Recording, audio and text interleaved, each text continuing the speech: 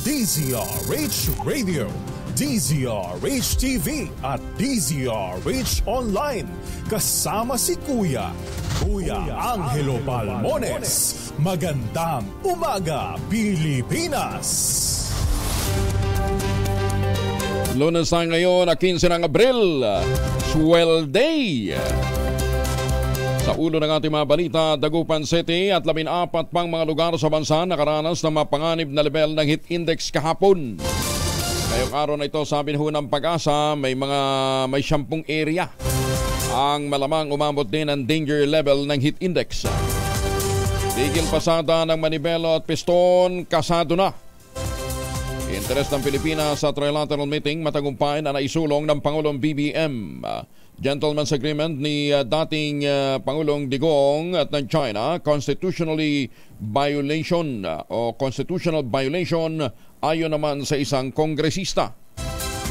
Kwalifikasyon ni dating Ombudsman Mercedes Gutierrez para maupo sa GSIS Board, kinestyon sa Malacanang. 37 million pesos na laga ng marijuana mula Thailand na sabat ng Bureau of Customs sa MICP.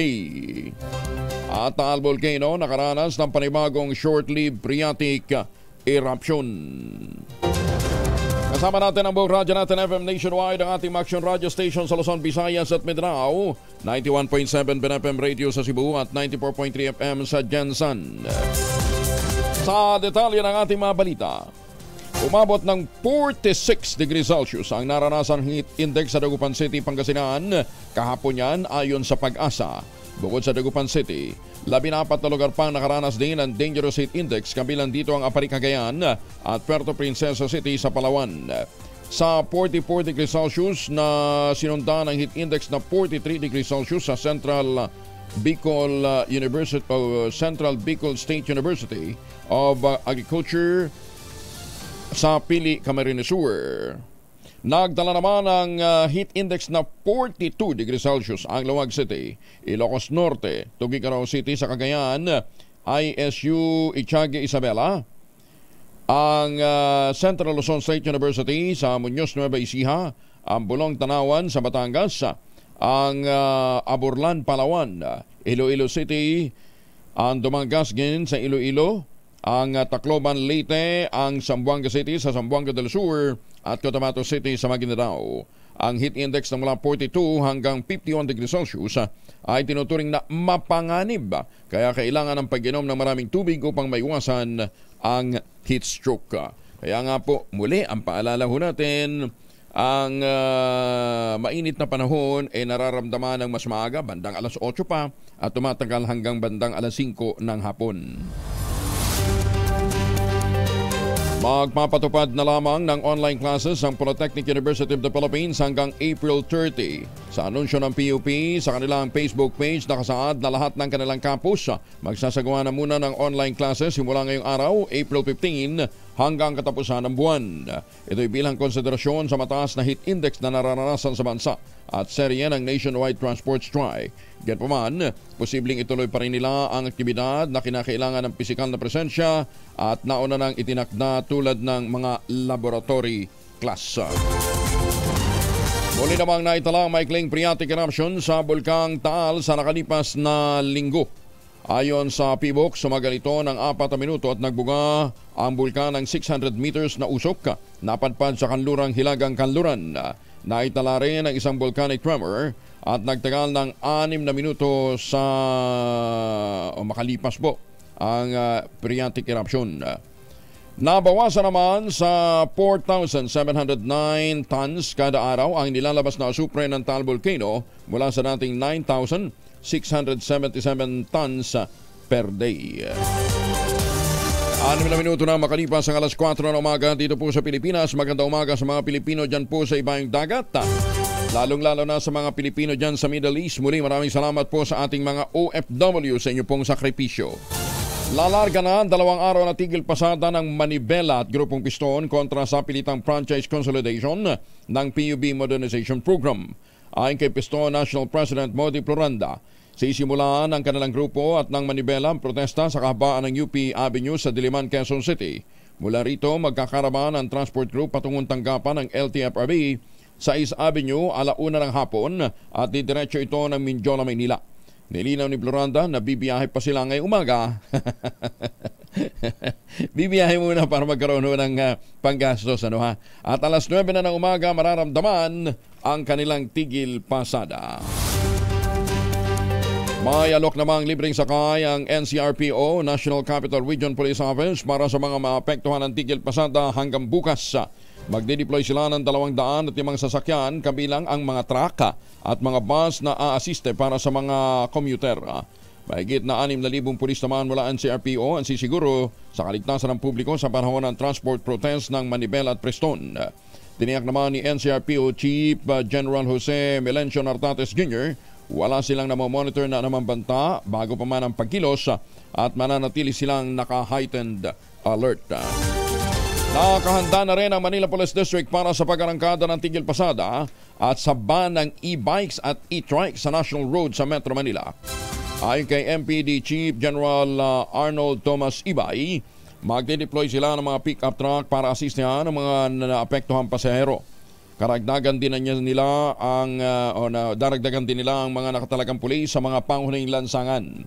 Mag-aalok din ng libreng sakay ang Manila Traffic and Parking Bureau at Manila Disaster Risk Reduction and Management Office. Kumpiyansa naman ng Department of Transportation na hindi mapaparalisa ang transportasyon pagkatapos ng consolidation deadline para sa PUB Modernization Program sa Abril 30. Sinabi sa DCRH ni Transportation Assistant Secretary Andy Ortega, halos 78% nang nakapag-consolidate ang mga PUB sa buong bansa.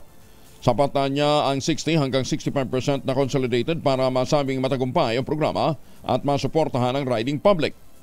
Nationwide, buong bansa, lahat ng modes to, jeep, UV, bus, etc., as per LTFRB, umabot na po tayo sa almost 78% as of March 31. In terms of numbers po kasi, as per LTFRB, may studies po yan, 60 to maybe up to 65% is already enough number para masabi na either successful na or kakayanin na ng numero na to na masuportahan ang pangangailangan ng ating mga mananakay. Like tapos ko nga sa iyo, mas malaki ng vehicles ang gagawin dito. Itunuturing ng kolorom, huhulihin na at i-impound ang mga hindi consolidated na traditional jeep na papasado simula Mayo 1. May karapatan pa rin bumiyahe sa mga lansangan ng mga hindi makakapag-consolidate sa pagtatapos ng Abril 30 na deadline. Ito naman ang paninindigan at iginigit ng Pisto National President na si Modi Floranda. Dahil mismong Kongreso lamang anyang nagsasabi na walang kapangyarihan ng DOTR, ganyan din ang LTFRB na tanggalin ang kanilang prangkisa. Sinabi ni Floranda, batay sa Republic Act 4136, ang Kongreso lamang ang may kapangyarihan dito dahil sila ang nagbigay ng kanilang prangkisa.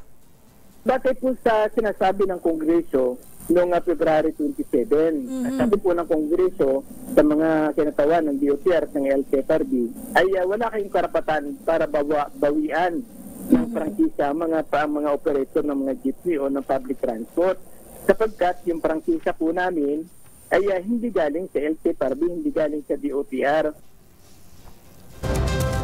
Una nang sinabi naman ng DOTR na ang mga jeepney units ng mga operator at super na hindi susunod sa mandatory consolidation ay tuturing ng kolorom simula Mayo 1. Samantala, naging kapakipakinabang sa mga Pilipino ang resulta ng makasaysayang trilateral meeting ni US President Joe Biden, Japanese Prime Minister Fumio Kishida at Pangulong Ferdinand Bongbong Marcos Jr. Ito ang sinabi ni Speaker Ferdinand Martin Romualdez na kasamang nagtungo ng Pangulo sa Washington, D.C. Ayon kay Romualdez, mahalaga ang maging solido ang pagsuporta ng Estados Unidos sa Japan sa Pilipinas kaugnay ng isyu ng West Philippine Sea. Sa joint vision statement na Biden, Kishida at Pangulong BBM, kinundina ng tatlong lider ang ginawang pangharas ng China sa mga Pilipino sa West Philippine Sea. Gayon din ang militarisasyon sa mga reclaimed features ng lugar. Sinabi pa ni Biden na anumang pag-atake sa eroplano, sasakyang pandagat ng Pilipinas o ng militar ay magre-resulta sa paggamit ng Mutual Defense Treaty kung saan sasaklolohan ng Amerikang Pilipinas. Iginit ang tatlong leader na dapat kilalanin ng China ang desisyon ng Arbitral Tribunal na nagsasabi ng West Philippine Sea ay exclusive economic zone ng ating bansa. Ayon kay Speaker Romualdez, makatutulong din ang trilateral meeting upang mapabilis ang modernisasyon ng Armed Forces of the Philippines. Hindi na ang pakikipagkulong ng Pangulong Bongbong Marcos sa Washington DC kasama sina US President Joe Biden at Prime Minister Fumio Kishida ay inaasahan naman magdadala ng katatagan at kapayapaan sa Indo-Pacific region sa gitna ng ginagawang panghihimasok ng China sa West Philippine Sea. Umaasa si House Assistant Majority Leader at La Union First District Representative Paulo Ortega, miyembro ng Young Guns o grupo ng mga aktibong leader ng Kamara, na ang pakikipagpulong ng Pangulong Marcos ay magreresulta sa pag-atras ng China sa ginagawa nitong panghihimasok sa exclusive economic zone ng bansa. Binigyan din pa ng mababatas ang kahalagahan ng summit na isa umanong paraan upang magkaroon ng malalim na pag-uusap kaugnay ng mga pangyayari sa karagatang sakop ng Zambales at Palawan na makakaapekto sa pamumuhay ng mga mangingisdang Pilipino at sa resupply mission ng BRP Sierra Madre sa Ayungin Shoal. Bagong balita, bagong impormasyon, kasama si Kuya Angelo Palmones. Magandang umaga, Pilipinas! 13 minuto na makalipas ang alas 4 ng umaga, 4 patay sa inilunsad na drug bypass operation sa Bungaw, Tawi-Tawi. 6.8 million pesos na halaga naman ng shabu ang nasabat. Detalye ng balita mula kay Jun Di Makutak, Aris 19. Assalamualaikum, Jun. Alaikum assalam, Kuyang Angel. Nauwi sa isang madugong engkwentro ang drug bypass operation sa Barangay Luok, Pandan, Bungaw, Tawi-Tawi. Nabatid mula sa Probar Information Office na isang tawag sa telepono ang tinanggap ng Bungaw MPS o itong Municipal Police Station kaugnay sa namataang illegal drug transaction sa lugar na may presensya po umano ng mga armadong grupo. Sa pagdating ng joint element sa lugar, agaran naman silang sinalubong ng putok mula sa mga drug suspect at sa palitan ng putok 4 sa armadong kalalakihan ang napatay habang 2 nagawang makatakas sa encounter site na nakilalang sina alias Asir at alias Do na pawang armado ng M16 rifles. Na-recover naman ang more or less 70 grams ng 7 piraso ng heat-sealed transparent sachets na may estimated market value na 476,000 pesos habang hinahanapan pa ng pagkakakilanlan ang 4 na nasawi. May na-recover din mga armas, isang unit ng caliber 45 Remington at isang unit ng caliber 9mm Beretta. Na-recover din ang itong tatlong units sa iba't ibang brand na motorsiklo na pawang walang plate numbers.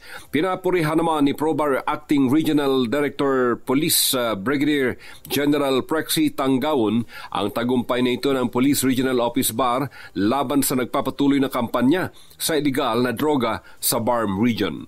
Mula sa kaununahan sa Pilipinas, DZRH, ako si RH19, Jun Di Makutak. Tuloy-tuloy sa pagbabalita, tuloy-tuloy na serbisyo, sama-sama tayo Pilipino. Maraming salamat, John Sokran. Oy, mga mamis! Pwede ho tayo mag-laundry day today, ha? Kunot no ka ba kapag makapit, badikit at malupit ang mancha? All you need is Pride. Ba't mapahirapan ang self-con sa Pride? Easy at worry-free naman ang laundry. Sa Triple Stain Away Formula, tanggal ang matitinding mancha based on test sa chocolate, mud, and sebum ng cotton. Gawa po ito ng ACS. Sa iba pang mabalita, constitutionally void umano ang pinasok na gentleman's agreement sa pagitan ng dating Pangulong Rodrigo Duterte at ng China kaugnay ng pagdadala ng mga supply sa BRP Sierra Madre na nakasadsad sa Ayungin Shoal sa West Philippine Sea. Ayon kay House Deputy Majority Leader at Mandaluyong Lone District Representative Neptali Gonzales, na siya ring chair ng House Special Committee on West Philippine Sea. Gaya ng Pangulong Bongbong Marcos, horrified din siya sa napaulat na kasunduan na nagkokompromiso sa karagatan ng Pilipinas. Ganito Gonzales, ang Ayungin Shoal ay bahagi ng Exclusive Economic Zone at kinumpirma na rin ito sa 2016 arbitral ruling sa South China Sea. May kaugnay na balita si Manang Milky Regolan. Manang Milky. Iligal at walang saysay ang umunay gentleman's agreement sa China na pinasok umano ni dating Pangulong Rodrigo Duterte. Ito ang binigyang diin ni House Deputy Majority Leader Neptali Gonzales II, Chairman ng House Special Committee on the West Philippine Sea, sa pagbabawal umano ng resupply sa BRP Sierra Madre na nasa Ayungin Shoal. Ayon kay Gonzales, mismong si Pangulong Bongbong Marcos ay nagulat dahil pagkompromiso ito sa karapatan ng Pilipinas sa West Philippine Sea. Kung may kasunduan anya, sinabi ni Gonzales, tila pagsuko ito sa soberenya ng Pilipinas sa ating exclusive economic zone. Dahil wala ring official record ang umano'y kasunduan, ito hindi maituturing na executive agreement. Dagdag pa ni Gonzales, dapat alam ni dating Pangulong Duterte na ang kasunduan ay katumbas ng isang national policy na pagtitibay ng treaty at isusumiti sa Senado para maratipikahan. Para sa kauna-una sa Pilipinas, DZRH, ako si Milk Regunan. Tuloy-tuloy sa pagbabalita, tuloy-tuloy sa serbisyo, sama-sama tayo, Pilipino. Maraming salamat, Manang Milky. Samantala, dapat na panagutin at pagpaliwanagin ng gobyerno si dating Pangulong Rodrigo Duterte sa pinasok nitong gentleman's agreement. Ito naman ang paliwanag ng International Affairs Analyst na si Dr. Renato de Castro hinggil sa kontrobersyal na kasunduan na ginawa ng dating Pangulo kasama ang China. Paliwanag ni de Castro, bagamat hindi binding o walang kasulutan ang naturang secret deal, patuloy itong ginagamit ng China upang pigilan ng Pilipinas na ayusin ang mga barko na nagsisilbing outpost ng bansa sa Ayungin Shoal. Dapat rin hong gawin ng ating Pangulo ngayon at administrasyon, panagutin ho natin, pa-explain ho natin sa dating presidente bakit kayo pumasok sa gentleman's agreement na ngayon ginagamit sa aming mga Chino para ipiting kami. Kasi talaga, we go back to the earlier statement ho natin, napaka-sensitive ho ang issue ng foreign policy. So lahat ho dapat ng mga namumuno, dapat natin sila panagutin. Sa tinukoy na gentleman's agreement ng sa pagitan ng Pangulong Digong at ng China, nagkasundo man noon dalawang panig na ipagbawal ang pagdadala ng mga construction materials sa BRP Sierra Madre. Iginita man ni Senator Amy Marcos na nakahanda siyang makipagbakbakan laban sa kagutuman at sa mahal na presyo ng mga bilihin. Ayon kay Senator Amy, ganitong klase dapat ang giyera na inaatubag ng gobyerno at hindi giyera sa kapitbahay na bansa. Pinunto pa ni Senator Marcos na prioridad ng sambayan ng Pilipino sa ngayon ang paglaban sa mataas na inflation at kung paano kung anong maipapakain sa kanilang pamilya. Ano yung pagkaing ihahain ho sa lamesa. Kinakatuwiran pa ng presidential sister na sumipa na sa 3.7% ang inflation sa bansa nitong Marso, na ang bulto ay resulta naman ng sirit ng rice inflation. Nilinaw ng chair ng Senate Committee on Foreign Relations na tamang tumindig ang sambayanan laban sa harassment ng China sa West Philippine Sea. Pero naniniwala siyang madadaan pa ito sa maayos na dialogo at hindi naman ibig sabihin ito'y isusuko ng Pilipinas ang karapatan sa tensyonadong bahagi ng karagatan. Umapila na si Senator Marcos sa mapayapang multilateral approach sa lahat ng claimant ng disputed waters gaya ng Pilipinas, Vietnam, Taiwan, Brunei, Indonesia at China. Ayan, oo. Teka muna. Sa pinakahuling record po ng paramihan ho ng mga tangke. At least hindi naman pala tayo masyadong dihado, ano? Meron tayong 10 tangke. Sa buong Southeast Asia, for 2024, sa talaan po ng mga combat tank, meron tayong 10. Ang Vietnam may 2,000 mahigit. Ang Myanmar, 700 plus. Ang Thailand, 600 plus. Ang Cambodia, 322.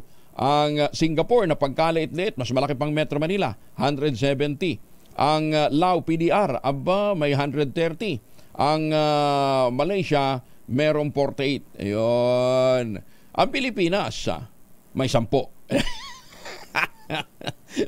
Tapos makikipagyero tayo. Ano ba naman yan? Ay, anong nangyari? Pilipinas! Hindi umano kwalipikado umupo bilang trustee ng Government Service Insurance System o GSIS si dating Ombudsman Merceditas Gutierrez dahil hindi ito miyembro ng government insurer noong siya ay in-appoint noong April 2023. Sa isang sulat kay Executive Secretary at dating Supreme Court Chief Justice Lucas Bersamin, ang petsa nito April 11, 2024, ipinaalam ni GSIS President at General Manager Jose Arnulfo Biloso ang resulta ng pagsusuring ginawa ng GSIS na nag-ugat sa isang reklamo laban kay Gutierrez. Ayon kay Veloso, ang reklamo ay ipinadala sa pamamagitan ng isang anonymous email at sinasabi rito na ang appointment ni Gutierrez ay hindi sumunod sa mandatory qualifications na nakasaad sa GSIS Charter o yung Republic Act 8291 nang ito'y maitalaga sa GSIS Board. Upang maging malinaw, inilaki pa ni Veloso ang isang timeline ng mga pangyayari. March 28, 2024, nakatanggap ng anonymous email ang GSIS kaugnay ng kwalifikasyon ni Gutierrez nang ito'y italaga sa GSIS Board. April 1, 2024, hiniling ni Veloso sa GSIS Core Business Sector ang kopya ng record ni Gutierrez. April 2, 2024, hiniling ni Veloso sa Legal Service Group ng GSIS na pag-aralan ang naturang usapin. At April 8, natanggap ng opisina ni PGM Week Veloso ang legal study o briefer kalakip ng mga dokumento at executive summary ng issue. Si Gutierrez ay miyembro ng GSIS Board, kumakatawan sa legal profession. Magandang umaga, Pilipinas! Ay, mga misis, amoy araw ba si Monso pag-uwi galing na eskwela abay dalyan sa germ sa katawan nila para labanan ang amoy araw at amoy pawis gumamit ng Shield Bath Soap regularly. Ang beatable ang Shield sa paglaban sa germs versus another brand may shea butter, pampalambot ng kuti sa presyong abot kaya 12.50 SRP. Kaya mga misis, ay challenge yung subukan ng Shield Bath Soap. Galit sa sakit, may malasakit, sulit na sulit. Mahiwagang tunog. 6,000 ang naghihintay na premyo sa ating mahiwagang tunog.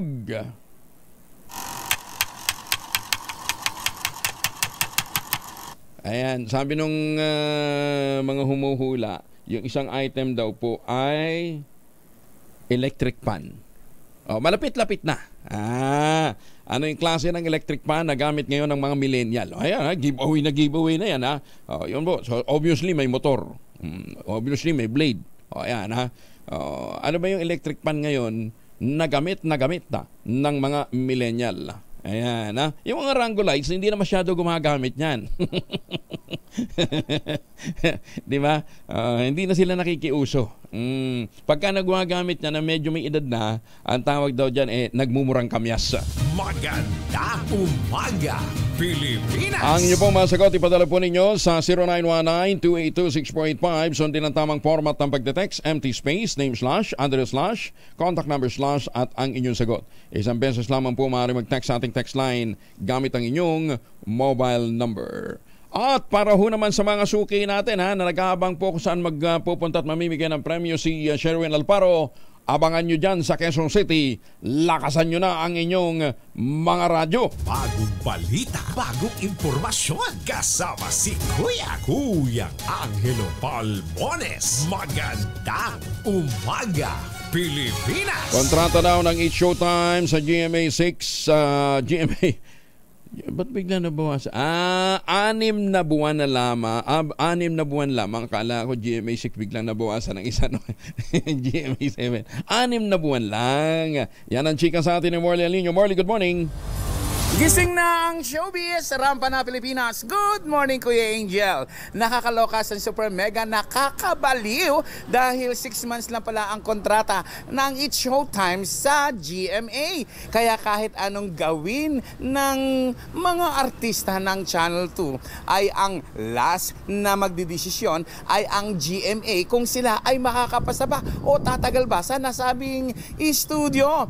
Kaya naman, dibdiban, pahusayan, pagalingan ang ginagawa ng It's Showtime upang sa ganon ay manatili ang kanilang programa sa GMA. Iyan ang ating DZRH Showbiz Hottest News. Ito po ang inyong RH47, Morley Alinio. Tuloy-tuloy sa pagbabalita, tuloy-tuloy sa serbisyo, sama-sama tayo, Pilipino. Babo!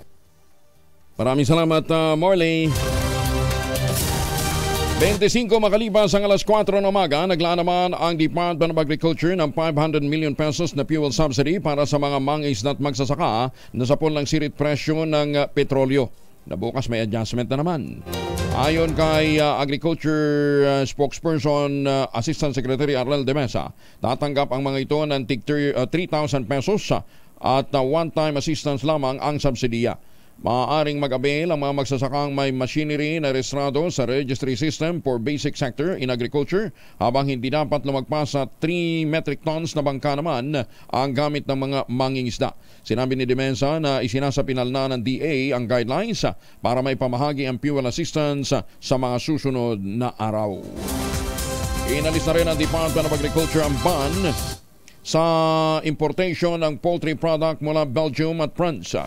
Sa Memorandum Order number 15 ni Agriculture Assistant Secretary Agriculture Secretary, hindi Assistant Secretary. Assistant Secretary si Demesa, no ha? Ayon kay Agriculture Secretary Francisco Chulaurel Jr., nakasaad na kontrolado na ang outbreak ng avian influenza sa dalawang bansa. Kaya maaari na muling umangkat ang Pilipinas ng domestic at wild birds, gayon din ng poultry meat, day-old chick at itlog, gayon din ng mga similya sa Belgium at France. Sa self-declaration report sa World Organization for Animal Health, wala nang karagdagang outbreak na naitala matapos ang kaso ng avian influenza noong Pebrero 21 sa Belgium at Pebrero 24 naman sa France. Ayun, no, pwede na. Balik na uli yung pag-i-import ho ng poultry products yan po sa France at Belgium. Muli naman giniit ni Senator Bongo ang pagtatatag ng Virology Science and Technology Institute of the Philippines na magbibigay ng kakayahan sa bansa na bumuo ng sarili nitong bakuna sa harap ng patuloy na pagsipa ng sakit na pertussis na ang karamihan ng biktima ay mga bata. Sa pagbubukas ng ika-162 162nd Malasakit Center sa Perth, Misamis Oriental General Hospital sa Median, Misamis Oriental, sinabi ni Senator Go na panahon na para magkaroon ng Virology Institute na magsisilbing pangunahing laboratorio ng bansa. Ito ay magbibigay ng Virology Laboratory Investigation, Research at Technical Coordination sa buong network ng Virology Laboratories sa buong Pilipinas. Itong Senate Bill 196, no?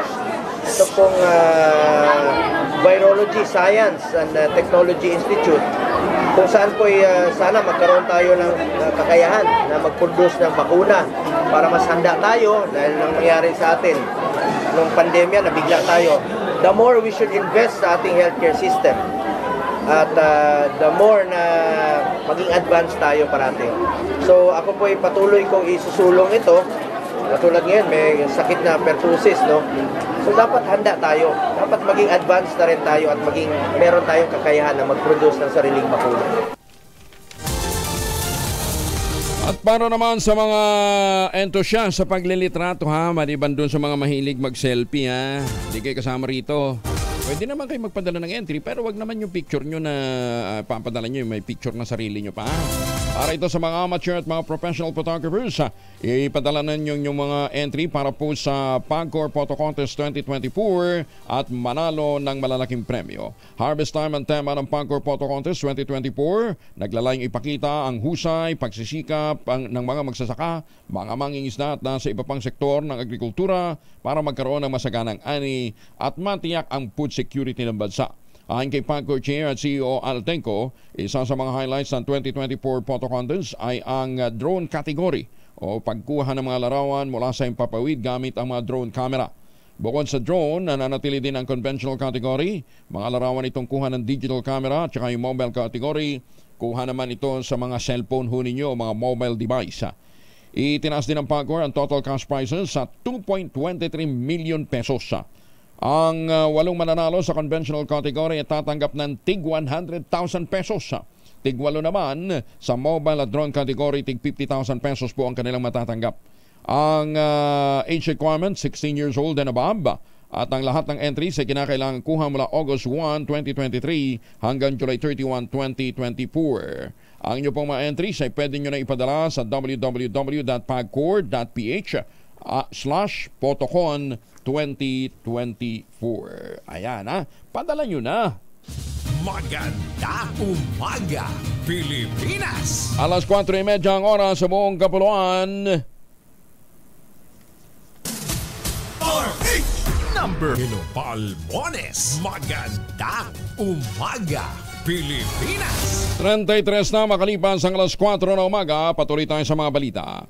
Naharang ang mahigit 37 million pesos na laga ng pinatuyong dahon ng marijuana o kush sa Manila International Container Port nitong Biyernes, April 12.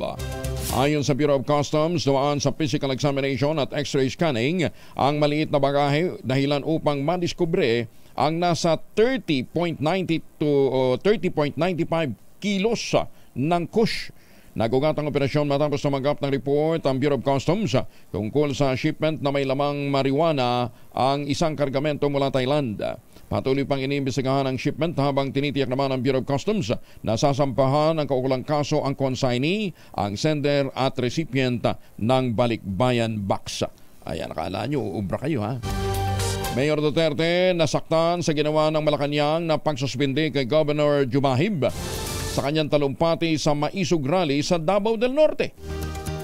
Detalye na balita mula kay Jun Sitor mula sa Action Radio Davao. Jun? Nasaktan si Davao City Mayor Basti Duterte sa ginawa ng Malacanang na suspindihin si Davao del Norte Governor Edwin Hubahib. Ito ang sinabi ni Mayor Duterte sa kanyang talumpati sa Maisog Rally sa Sports Complex Tagum del Norte, Abril 14, 2024. Galit na sinabi ni Mayor Duterte na ang ginawa nilang pagsuspinde ay pangbabastos sa mga bumuto kay Governor Edwin Hubahib dahil napakababaw ng reklamong pag-recall ng sasakyan sa isang board member. Pa ni Mayor Basti, matagal na silang magkaibigan ni Governor Hubahib at ang pagkakilala niya sa kanya ay napakabait na tao kaya masyado siya nasaktan. Kaya bago natapos ang talumpati ni Mayor Duterte, sinabi niya sa mga tiga Davao del Norte na huwag lang payagan na mapalis at protektahan nila ang kanilang gobernador. Mula sa Action Radio Davao, Jun Suter para sa kauna-unahan sa Pilipinas, DZRH. Tuloy-tuloy sa pagbabalita, tuloy-tuloy sa serbisyo. Sama-sama tayo, Pilipino. Dengan salamat John, may butag. Samantala, may 8 bagong bayan ang Bangsamoro Autonomous Region in Muslim Mindanao. Mayorya o 72,358 ang mga residente ng 63 barangay sa Cotabato Province ang bumoto sa plebisito para ratipikahan ang Bangsamoro Autonomy Act numbers 41 at 48. 103 lamang sa mga botante ang kumontra sa pagtatatag ng mga bayan ng Pahamudin, Kandayangan, Nabalawag, Togonan, Ligwasan, Malidagaw, ang Old Kabakan at Kapalawan. Ito po yung mga barangay na sakop natin ng North Cotabato. Iniulat ng COMELEC na 81.10% ang naging voters turnout mula sa kabuuang 89,594 na mga registered voters sa naturang probinsya. Gaano kaya kalalaki mga taon siya? Ano ha? 2 individual arestado naman sa drug and bypass operation sa Maribeles, Bataan. Detalye ng balita mula kay Aris 37, Danny Kumilang. Danny. Nasa kote sa anti-illegal drug operation ang 2 individual sa Barangay Alyon, Maribeles, Bataan. Sa ulat mula kay Police Master Sergeant Edward Melo, ang mga nadakip na mga tauhan ni Maribeles Police Lieutenant Colonel Joey Orias ay itong sina alias Felisa, 40 anyos, residente na nasabing barangay, at Giovanni, 38, isang security guard na residente naman ito ng Barangay Alas Asin, Maribeles. Nakumpiska sa mga naaresto ang 15 pakete ng shabu na nagkakahalaga ito sa mahigit sa 100,000 piso. Ang mga naaresto ay dinala sa Maribeles Municipal Police Station at ngayong Lunes ay nakatakdang sumailalim sa inquest proceeding para sa kasong isa sa pampaglabag sa Section 5 at 11 ng Article 2 ng Republic Act 9165. Mula sa kauna-unahan sa Pilipinas, DZRH, ito si Danny Kumilang. Tuloy-tuloy sa pagbabalita, tuloy-tuloy sa serbisyo. Sama-sama tayo, Pilipino! Magandang umaga, Pilipinas! Maraming salamat, Danny, at mayapaabak kay kayo nga sa ating mga kababayan dyan po naman sa Pampanga. Isang lalaki naman nasuwi matapos sumalpok sa minamanehong single motorcycle kasi ito po ay nakaidlip. Ano ba naman yan? Detalye na balita mula kay Jimmy Angay-Angay, Aris 32. Jimmy? Isang lalaki nasawi matapos sumalpok ang minamanehong single motorsiklo nang maidlip sa bayan ng Carigara, Leyte. Kinilala ng PNP ang biktima na si Ven, 33 anyos, residente ng Barangay Minuhang, Barogo, Leyte. Nangyari ang insidente sa National Highway ng Baruguhay Norte, Carigaran, Leyte. Sa investigasyon ng PNP ang biktima ay nagmamanino ng single motorsiklo galing ng bayan ng Carigaran, Leyte papuntang bayan ng Barugo. Pagdating sa Baruguhay Norte, nakaidlip ang biktima habang nagmamanino ng single motorsiklo, kaya sumalpok ito sa naunang pedicab at nagtamo ng malubhang sugat sa katawan.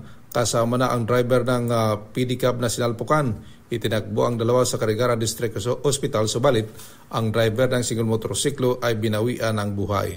Mula sa Action Radyo Tacloban, ito si Arstratito Jimmy Angay-Angay. Tuloy-tuloy sa bagbalita, tuloy-tuloy sa serbisyo, sama-sama tayo Pilipino. Dagang salamat Jimmy. 4:39 ang oras sa buong kapuluan. Sa mga may lakad dyan ha, ingat. At para ho sa ating mga mahal sa buhay, pagbaunin ho sila ng proteksyon laban sa mikrobyo. Dalawang formulation ng family alcohol na pwede nating ipabaon. Yung family 70% isopropyl alcohol, especially prepared for clinics, hospital, pharmacies, laboratories. Pero okay na okay din po yan sa mga households ha. Very effective sa disinfection at sterilization. Ganyan na bagsik ng family 70% isopropyl alcohol, maghapon man natin gamitin, no problem. Hindi po manunuyo ating mga kamay dahil meron po itong moisturizer. Yun namang mabangong family rubbing compound improved alcohol, ayan o yung mabangong isopropyl alcohol na ginagamit ho ng mga masahista, mga barbero, mga doktor, mga nurse, mga kumadrona for sponge bathing and other cleansing purposes. Family rubbing alcohol parang DCRH sabok na sa mahabang panahon, mabibili sa naman butik at convenience stores nationwide. Family rubbing alcohol, hindi lang pampamilya, pang sports pa. At nababanggit na rin ho mga kumadrona, the Philippine League of Government and Private Midwives Incorporated will celebrate. Magkakaroon po kayo ng 25th National General Assembly. Ang tema po ay Embracing the Silver Lining of Midwifery Profession. Rise up, look forward, shine. Gaganapin po yan April 23 hanggang 25 sa SMX Convention Center sa Davao City. Para po sa karagdagang impormasyon, sabi po ni ASEC Cecil Mangcasantos, abay makipag-ugnayan po kayo sa PLG PMI Secretariat 095-855-1119. Ayan ha. Balita, bagong impormasyon, kasama si Kuya Angelo Palmones. Magandang umaga, Pilipinas! Bumagsak daw po ang farm gate price ng sibuyas sa Oriental Mindoro dahil sa oversupply. Ayon kay Agriculture Assistant Secretary Arnel de Mesa, bumaba sa 25 pesos hanggang 33 pesos kada kilo ang farm gate price mula 45 hanggang 55 pesos noong isang linggo. Kakalungkot talagang sektor ng pagsasaka, ano ha? Oo, dapat talaga may mga sapat na cold storage na tayo dyan. Sinabi ni De Mesa na resulta ang oversupply ng dumaming taniman ng sibuyas, hindi lamang sa Mindoro kundi maging sa Central at Northern Luzon. Tinutulungan naman ng DA ang mga onion farmer na maikonekta sa Food Terminal Incorporated kung saan maaari nilang iimbak pansamantala ang kanilang ani. Abay mantakin ho ninyo, dadalhin pa yung ani mula Mindoro papuntang FTI. Kalayo-layo niyan. Dapat talaga mag-invest ho tayo ng para ho sa mga cold storage dyan mismo sa Mindoro. Problema naman nila, supply ng kuryente. Magandang umaga, Pilipinas! Ay, sus, may kailan ba natin talaga paninindigan ang pagsuporta ho sa mga magsasaka? Sana tularan natin yung ginagawa ni Dr. Helen Tan, di ba?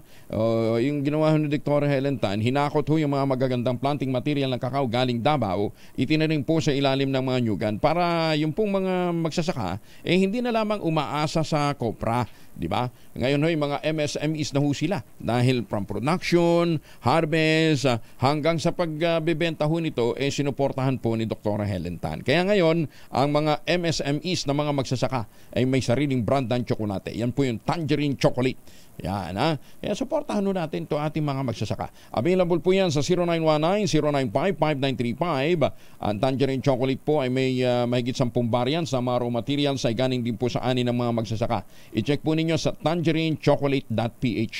Sabi po ni Dr. Helen Tan, yan ay gawang lokal pero taste and looks global. Ayan.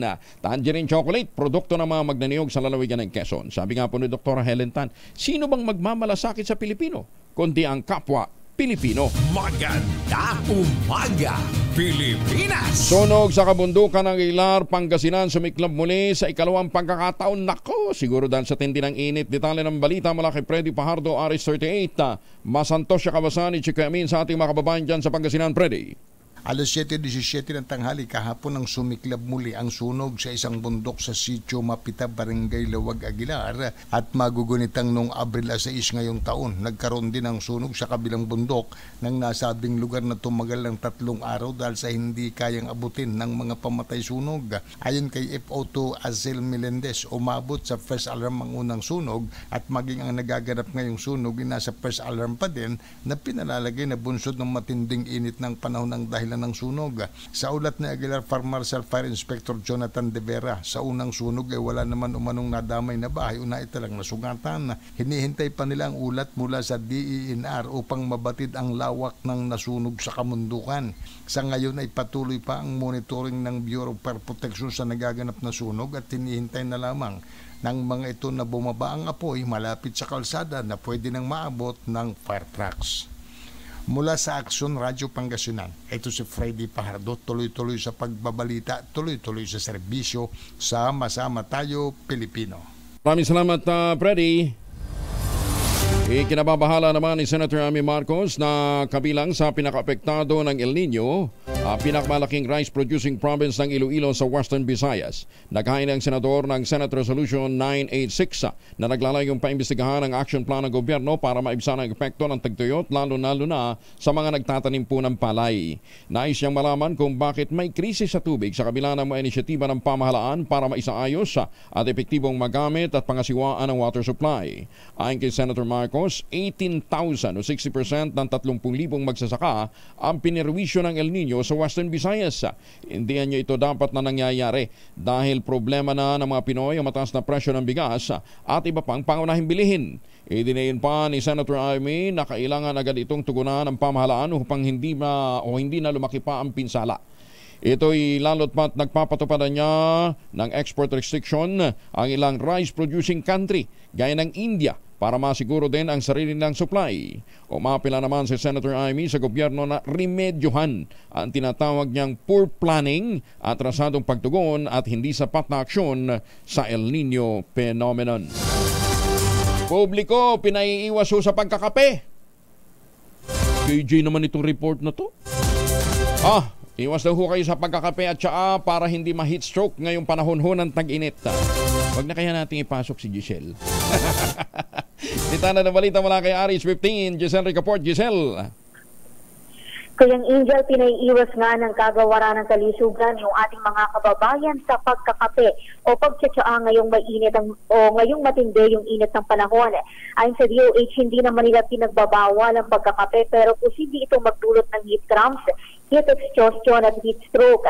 Sinabi ni DOH spokesperson Albert Domingo na mahihirapang maibaba kasi yung temperatura ng katawan kung iinom ng kape at iba pang mainit na likido ngayong sobra ang init ng panahon. Nakababawas din daw ang kape ng tubig sa katawan at posibleng maging sanhi ng dehydration. Kabilang sa sintomas ng heat stroke ang pagkahilo, panghihina, headache, mataas na lagnat na umaabot sa 41 degrees Celsius, mabilis na tibok ng puso, konvulsyon at pagkawala ng malay. Para sa kauna-unahan sa Pilipinas, DZRH, Giselle Ricaport, tuloy-tuloy sa pagbabalita, tuloy-tuloy sa serbisyo, sama-sama tayo Pilipino. Maraming salamat, Giselle. Pwede naman siguro cold coffee, iced coffee o iced tea. Pero actually, ang iwasan nyo doon yung sobrang sugar. Masarap din kaya uminom ng kape na walang asukal. Feel na feel mo yung lasa. Pero kung gusto niyo naman labanan ng stress, puyat at pagod, nandyan ho naman ang Ultamayo. Ang Ultamayo ang kauna-unahang postbiotic food supplement na nire-recommenda ng mga doktor rehistrado sa Food and Drug Administration. Anong ginagawa po ng postbiotic o nito pong Ultamayo? Ang ginagawa po nito, pinapasok sa ating katawan sa pamamagitan po ng taglay nitong mga elemento. Yung pong tinatawag na, ina-activate po nito yung tinatawag na commander ng ating immune system sa katawan, yung plasmacetoid dendritic cell. Ayan. Para habang natutulog tayo, itinataboy po yung mga toxin sa loob ng ating katawan. Ganun ho yung function ng plasmacetoid dendritic cell pag ito ho'y pumasok sa ating katawan, at inaayudahan ng ating utak, ang ating sistema. Kaya't nakatutulong ito para magkaroon tayo ng magandang tulog, magkaroon ng sapat na lakas kinabukasan. Ayan, Kaya mas maganda ho dyan, subukan ho ninyo. Ngayon, kung meron ho kayong mga worries pa, meron ho tayong agam-agam, mag-text ho kayo sa 0917-110-6580. May mga medical expert po tayo naka-standby dyan para sumagot sa inyo pong mga concerns. Available po ito sa Lazada at Shopee. Siguraduhin lamang na ito po'y galing sa Theoxis Health Ventures. O dili kaya pumunta ho kayo sa pinakamalapit na tindahan o sa branch ho ng Mercury Drug, Mesco Drug, Pasmed Pharmacy, John's Pharmacy at Curamed. Pero definitely sa lahat po ng branches ng Mercury Drug meron pong Ultabayo. Ngayong panahon ho na kinakailangan natin ng panlaban sa puyat, pagod at stress, tandaan ang ating kasangga, Ultabayo, ang kauna-unahang postbiotic food supplement na rekomendado ng mga doktor, rehistrado sa Food and Drug Administration. Magandang umaga, Pilipinas! Si Lovie po daw po iiwanan muna ang Hollywood para sa kanyang karir dito sa Pinas. Talaga Ang chika na yan mula kay Gorgie Rula. Gorgie, good morning! Nakatatlong Hollywood films na pala ang natapos ni Lovie Poe sa Amerika at masaya na siya sa takbo ng kanyang movie career doon. Pero ayaw pa rin iwan ni Lovie ang kanyang showbiz career dito sa Pilipinas kaya umuwi-uwi pa rin siya para tuparin ang mga natangoang commitments niya rito.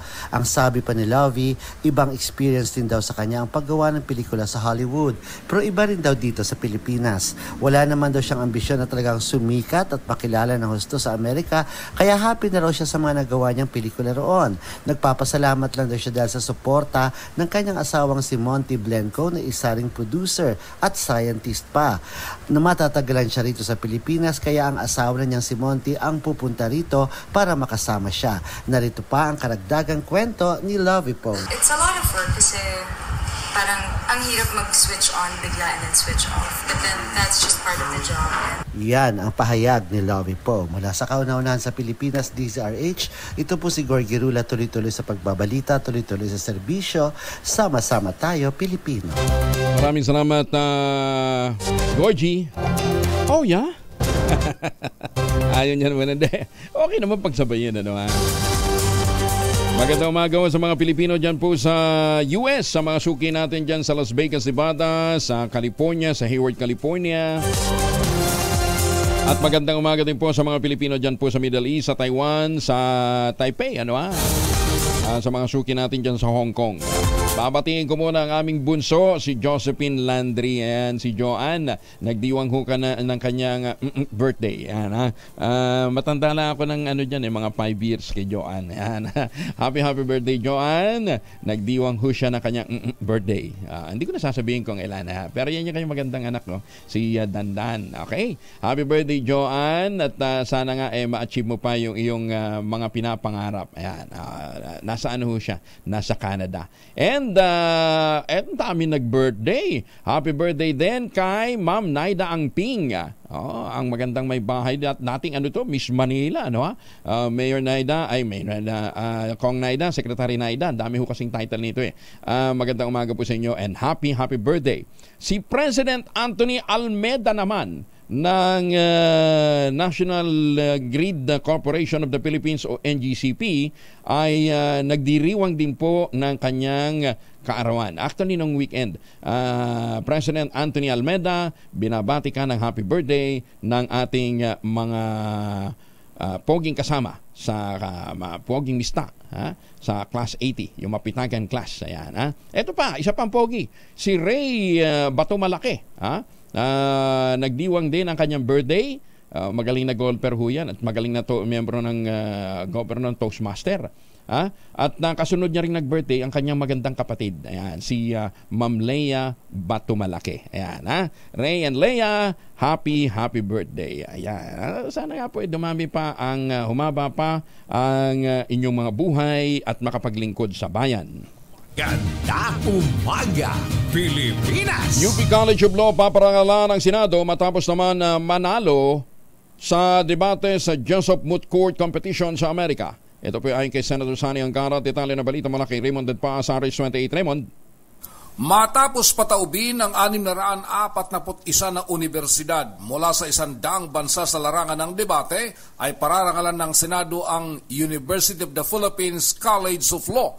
Ito ay nang nasungkit ang kampyonato sa 2024 Philip C. Jessup International Moot Court Competition sa Washington, D.C. sa Amerika. Sa araw na ito magkakain si Senador Juan Edgardo Saniangar ng resolution bilang pagkilala sa nakamit na parangal ng UP College of Law. Ayon kay Angara, ito pa lang ang ikatlong pagkakataon na nanalo ang Pilipinas sa tanyag na university debate. Una ay noong 1995 mula din sa UP at noong 2004 mula naman sa Ateneo Law School.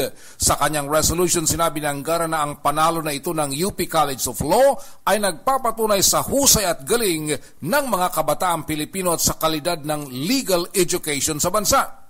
Tinalo ng UP sa final round ang Universidad Torcuato Di Tella ng Argentina.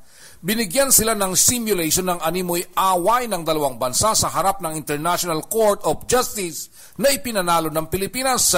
Ang mga miyembro ng UP debating team ay sina Mary Regine Dadule, Pauline De Leon, Pauline Samantha Sagayo, Chinsen Viernes at Ignacio Lorenzo Villarreal. Si Villarreal din ang best oralist sa championship round. Ang kanilang coach ay si Professor Marian Vitog at ang faculty advisor ay si Professor Romel Casis. Para sa kauna-unahan sa Pilipinas, DZRH, ito si Raymond Dadpaz, tuloy-tuloy sa pagbabalita, tuloy-tuloy sa serbisyo, sama-sama tayo, Pilipino. Maraming salamat, Raymond. Kita ho ninyo, ganun ho tayo kagagaling pagdating sa debate. Kaya sa harip na bakbakan, idaan na lamang ho natin sa debate. Hindi uubra sa debate yung mga Chinese. Ano, ha? Magandang umaga po kay Boss Roland Paulino pala. Chairman, magandang umaga ho sa inyo. At magandang umaga din kay Mayor Sene Mendoza, dyan po sa Talisay, Batangas. Kay Congressman Ador Plato, dyan po sa Bulacan. Kong, maraming salamat muli sa inyong patuloy na pagsisikap na mapanumbalik ang sigla ng watershed dyan po sa Angat at Norsagaray, Bulacan. Ha? At magandang umaga din kay Justice Max De Leon ng Court of Appeals. Magandang umaga, Pilipinas! 5 minuto na lamang bago mag-alas 5 na umaga. Kauna-unahan sa Pilipinas. Manila Broadcasting Company. DZRH, a proud member of MBC Media Group.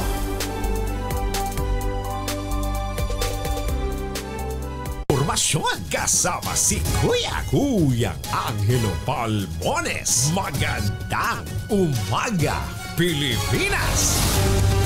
Aba, alas 5 pa lang, ang sisipag naman itong mga taga Bureau of Customs. Ano, ha? Magandang umaga po sa mga suki ho natin kay Collector Yeye Manawis. Ano, ha? Dr. Yeye Manawis, yan po sa Pair Cargo Port ng NAIA Bureau of Customs. Sa mga masisipag na mga taga-kawanihan ng adwana, magandang umaga po. Naharang ng mga tauhan ng Bureau of Customs ang tinatayang 37 billion pesos na laga ng marijuana, tinangkang ipuslit nga po sa Pilipinas mula Thailand. Pinuri ni Customs Commissioner Benvenido Rubio ang mga tauhan ng ahensya sa pagkakasabat ng 30.95 kilos po ng pinatuyong marijuana o kush na itinago sa 6 na kahon. Nakatanggap ng impormasyon ng Bureau of Customs kaugnay ng shipment ng marijuana na tatangking ipasok sa Pilipinas. Nang dumaan nga po sa x-ray examination ng mga kahon, nakita ang kahinainalang laman ng mga ito na isailalim sa physical examination. Magkaibang dami ng lamang marijuana ng bawat kahon. Nakatuwang ng Bureau of Customs sa operasyon ng mga tauhan ng Philippine Coast Guard at Philippine Drug Enforcement Agency. Inihanda na ng BOC ang pagsasampa ng reklamo laban sa consignee, sender at recipient ng mga package kaugnay ng paglabag sa Section 118 o Prohibited Importation and Exportation at Section 1400 Misdeclaration ng Customs Modernization and Tariff Act, ganyan din ang paglabag sa Republic Act No. 9165 o ang Comprehensive Dangerous Drugs Act of 2002. Pinasalamatan naman ni Rubio ang commitment at dedikasyon ng kanilang mga tauhan para labanan ang iligal na mga aktibidad gaya ng pagpuslit ng iligal na droga sa bansa. Magandang umaga, Pilipinas! Ay, pero kung dyan ho naman kayo sa may Clark nakatira, no? Masisipag din ho yung mga taga Bureau of Customs dyan ho sa Clark, ano ha? At wag natin kalimutan, napakalapit lamang po sa Clark International Airport. Yung mga proyekto namang inaalok sa atin ng Westchester Realty, yung pong Sibera Mabalacat, Sibera Bacolor at Samira. Ayan, ito pa rin natin ang ating pangarap na magkaroon ng sariling bahay sa presyong abot kaya. Ano? Pinakamura ng ready for occupancy unit ngayon sa housing industry, yung inaalok na yan ng Westchester Realty. Abay, mantakin ho ninyo, 5% lamang down payment, pwede ka nang maglipat bahay agad. Gives pa yun ha, pwede pang gives, ano ha? With 20,000 pesos, pwede ka na maglipat bahay agad after ng take-out ng Pag-ibig Housing Loan. Kaya ano pang iniintay po ninyo? Ito pa rin ang pangarap na magkaroon ng sariling bahay sa presyong abot kaya. Makipag-ugnayan sa 0996-501-5555 o dili kaya sa 0947-434-5555. At kung ngayon ho kayo bibili ng bahay, aba, may chance pa ho kayong manalo ng trip for two sa isang Asian destination na tatamaan ng inyong lucky dart. Ayan, punta ho kayo ng Sakura Festival sa Japan, libre for two. O dili kaya makabiyahe, madalaw ho ninyo yung mga kamag-anakan, mga kaibigan dyan po sa Hong Kong, pwede rin po sa Taiwan, sa Singapore at sa Thailand. Ito pa rin ang pangarap magkaroon ng sariling bahay sa presyong abot kaya. Makipag-ugnayan sa 0996-501-5555 at 0947-434-5555. Magandang umaga, Pilipinas! Bagong partido na kinabibilangan ng mga sektor mula sa urban poor, senior citizen at mga vendor sa Divisoria Mall inilunsad sa lungsod ng Maynila. Sino naman ang bibida dyan? Alamin natin mula kay Boy Gonzales, RH29. Boy! Kuyang Angel, isang bagong partido ang inilunsad sa Maynila na nananawagan ng pagbabago sa lungsod. Tinawag nila itong United Manileños na itinatag ng iba't ibang sektor. Kabilang rito ang mula sa hanay ng urban poor, senior citizens, mga dating vendor na nabentang Divisoria Mall at iba pa. Ayon kay Nino Magno, ang founder ng United Manileños, ang kanilang grupo ay binubuo ng mga ordinaryong residente sa Maynila na nananawagan ng pagbabago. Bagamat bago pa lang ang kanilang grupo, maasa anya silang lalakas ang kanilang pwersa para magkaroon sila ng boses na maipanawagan ng kanilang mga hinaing. Nilinaw ni Magno na walang politiko o sino mang personalidad ang nasa likod nila. Pero minado siyang kung mabibigyan sila ng pagkakataon, handa silang sumuporta sa mapipili nilang kandidato. Ang opisyal na launching ng United Manileños ay ginawa sa Binondo kasabay ng pagdiriwang ng kaarawan ni dating Manila Congresswoman at dating Presidential Management Staff Secretary Naida Angping. Para sa kauna-una sa Pilipinas, Tito si Boy Gonzales, tuloy-tuloy sa pagbalita, tuloy-tuloy sa serbisyo, sama-sama tayo Pilipino. Maraming salamat, Boy. Isang sinkhole naman ang nadiskubren sa kahabaan ng Sales Road sa Pasay City sa ilalim ng Skyway. Isinara na ng MMDA sa mga motorista ang bahagi ng eastbound lane ng naturang lansangan malapit ito sa Gate 3 ng Villamor Air Base. Sinabi ng isang traffic enforcer ng MMDA na 3 metro ang lapad at 3 metro din ang lalim ng nasabing sinkhole. Ayon kay Loretta Malaluan, Director ng DPWH sa NCR, hinihinala ng Maynila na bunsod ito sa tagas ng kanilang tubo na siyang nagpalambot ng lupa. Pero ayaw ng Maynila personnel na tawaging sinkhole ang malalim na butas dahil tumutukoy anya ito sa natural phenomenon at hindi sa structural project. 2 araw na tigil pasada ng Transport Group, tatapatan ang libreng sakay ng Cavite PNP. Detalye na balita mula kay Noche Kaka sa RH37. Noche? Kaya nga, Angel, may libreng sakay ang Cavite PNP sa pagsisimula ng 2 days nationwide transport strike. Ayon kay Cavite Police Provincial Office Public Information Chief Major Jean Alagos, bawat police station Kuyang Angel sa lalawigan ay mayroong sasakyan para magsasakay ng pasahero. Sa Noveleta, ang pick-up point ay sa Barangay San Rafael 4. Sa Rosario, ang pick-up point ay sa Barangay Tejeros Convention. Sa Silang Cavite ay sa Barangay Lalaan 2, Tagaytay sa Barangay Mendez Cruising East, Tansa sa Barangay Amaya 1, Ternate sa Barangay Sapang 1. Ang pick-up point nila. Trece Martir City ay sa Barangay Hugo Perez, General Trias ay sa Barangay Tejero, sa Imus naman ay sa Barangay Malagasang, sa Indang Barangay Tambukulit, Kawit sa Barangay Kanluran, Magallanes, Barangay 4, Poblasyon, Maragondon, Barangay Garita A. Sa Mendez ay sa Barangay Galicia 3 at sa Nait naman ay sa Barangay Captain Nazareno C. Ayon pa kay Major Alagos, ang mga nabanggit na pick-up point ay may 2 araw na libreng sakay. Dagdag pa ni Alagos, layunin nila na walang mai-stranded na pasahero bukod pa sa pagbabantay sa mga magsasagawa ng tigil pasada ngayong araw. Mula sa Kananan sa Pilipinas, DCRA. Ako si Notika Castro, tuloy sa pagbabalita, tuloy-tuloy sa serbisyo. Sama-sama tayo, Pilipino. Maraming salamat, Noche. Samantala, Quezon City Bus Service naman at iba pang libreng sakay sa QC, handa na rin para sa mga mas stranded na mga pasahero. Detalye mo na kay Bal Gonzales sa RH5 Bal. Dinagdagan pa, Kuya Angel, ng lokal na pamahalaan ng Lungsod Quezon ang bilang ng mga i-dispatch na bus service ngayong araw ng Lunes. Kasunod ito ng atas ni Quezon City Mayor J. Belmonte sa Local Traffic and Transport Management Department o TTMD para tiyakin na walang may stranded na mga pasahero sa 2 araw na tigil pasada ng grupong Manibel at Piston na magsisimula ngayong araw. Bukod sa regular na unit para sa Quezon City Bus Service ay mayroon pang mga sasakyan na nakahanda mula naman sa QCPD, MMDA, LTFRB, maging sa Armed Forces of the Philippines. Ang mga ito'y magsasakay ng libre sa Quezon City para sa mga pasahero na maring mayroon pang makasakay ngayong araw. Inatasan din ni Belmonte 142 mga barangay na magtalaga ng kanilang sasakyan para sa libreng sakay. Nagtalaga rin ng mga traffic enforcers mula sa TTMD na isa sa layunin ay mag-monitor at magbigay ng sitwasyon sa kalsada na dulot ng transport strike.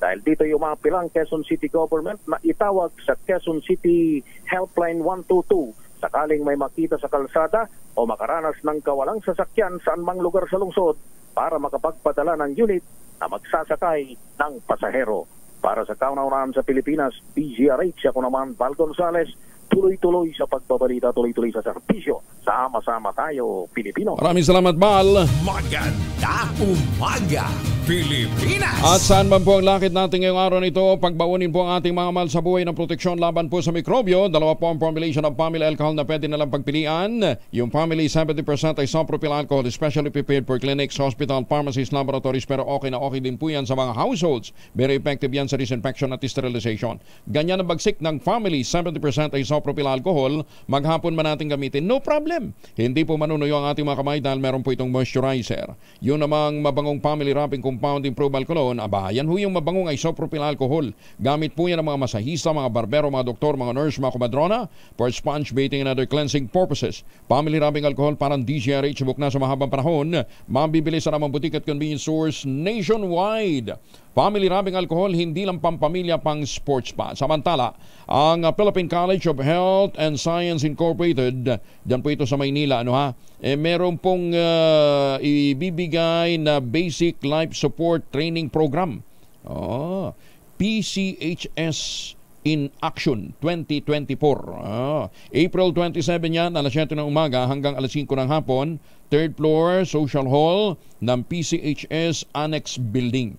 Para ho doon sa mga interesado na maging bahagi po nitong Basic Life Support Training Program nito ng Philippine College of Health and Science Incorporated, magtungo lamang po alas 7 ng umaga dyan po sa PCHS Annex Building. Likod lamang po ito ng FEU.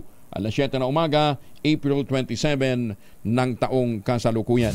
Maganda umaga, Pilipinas! Pinagtawanan lamang ng Pangulong BBM ang pagtawag sa kanyang iyakin ni dating Pangulong Rodrigo Duterte dahil sa palaging nagpagsandal sa Amerika. Ayon sa Pangulong BBM, wala siyang pakialam sa sinabi ni Mayor Digong at napatanong pa kung nakita ba siyang umiyak sa publiko. Nilecturean din ni Pangulong BBM si Mayor Digong sa mga ad hominem na patama nito, lalo't niya isa itong abogado. Sinabi pa ng Chief Executive na dapat alam ni Mayor Digong na walang puwang ang mga personal nitong pag-atake sa mataas na antas ng diskusyon gaya ng Trilateral Summit. To be a crybaby, you have to cry. Did you see me cry? I don't pay any attention to that. I really don't. That means absolutely nothing to me. And again, the former president is a highly experienced lawyer. He should know that ad hominem attacks like that are really have no place in this kind of very important and very precarious rather discussions na sasabihin, pangit ka eh. O sige, di pangit ako, so what? Maganda umaga, Pilipinas! Ganyan ka rin believe kay Pangulong BBM, ano ha? Cool na cool! Ay, para ho sa mga nag-aabang, nasa may Del Monte Prisco ngayon, dyan po sa Quezon City, si Sherwin Alparot nang huhuli nang bibigyan niya ng premyo ng 1,000 piso. Si LTFRB Chair Chopilo Jojo Guantis kasama naman natin. Chairman, magandang umaga po sa inyo. Magandang umaga po sa inyo, sir. At magandang umaga po sa lahat ko ng mga nakikinig po sa atin. Okay. Mukhang talagang patigasan ng ulo itong ginagawang transport strike ng ang tawag dito, Piston at saka ng ng grupo ni Modi Floranda. Modi Floranda at saka yung isa pa. Anyway, ang kinakatuwiran ho kasi nila, Chairman, hindi naman daw sila pwedeng tanggalin dahil Congress lang ang pwedeng bumawi ng kanilang prangkisa. Siguro ho, once and for all, pakilinaw nyo nga ho ito.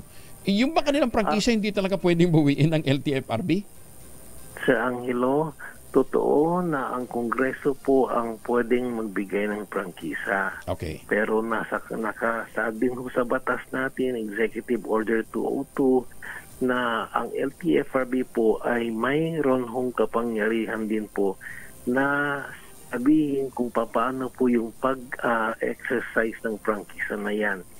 May mga polisiya po ang gobyerno na pwede pong ang LTFRB ang pwede hong magsabi paano mo gagamitin ang prangkisa na yan. Kung hindi mo gamitin yan ayon po sa polisiya ng gobyerno, pwede pong suspindihin o tanggalin po ng LTFRB yung prangkisa. Yan po ay malinaw sa batas. Parang parang National Telecommunications Commission, di ba? Yung mga nag-ooperate ng mga radio frequency, pwedeng kanselahin kapag may mga violation ginagawa. Totoo po yun, Sir Angelo. Oo. Pag hindi mo yan ginawa ayon doon sa batas na binigay ng Kongreso, pwede ko naman naming suspindihin o tanggalin ho yan. Hindi po absolute ho yung karapatan nila. Totoo ba itong number na binibigay nila? Libo-libo pa rin ho ang miyembro nitong grupo ng nila Modi?